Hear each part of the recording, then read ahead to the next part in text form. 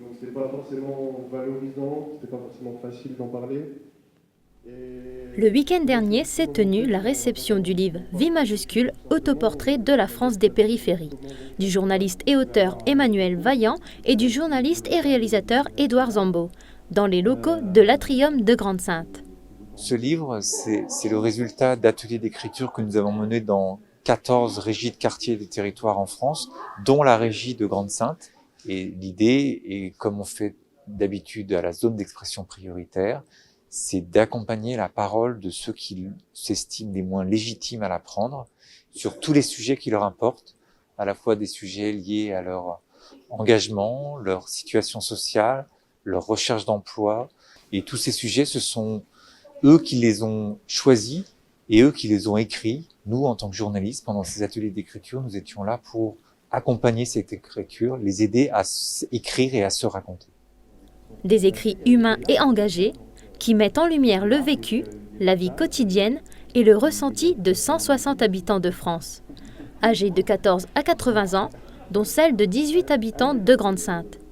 Le grand saintois Bernard Caboche nous explique pourquoi il a accepté de participer à ce projet. J'ai vécu de petits boulots, j'ai eu des périodes de chômage très longues et j'ai simplement jamais eu de contrat vraiment fixe. Donc c'est ce que j'explique. Je chasse actuellement les trimestres pour fermer mes droits à la retraite parce que de toute façon, ça sera très compliqué d'avoir une retraite complète. Là, quand je regarde mon relevé de carrière, je devrais travailler à peu près jusqu'à 64 ans et 3 mois. Mais il faudra tenir physiquement. Parce qu'avec les métiers les différents métiers, l'usure des membres se fait ressentir.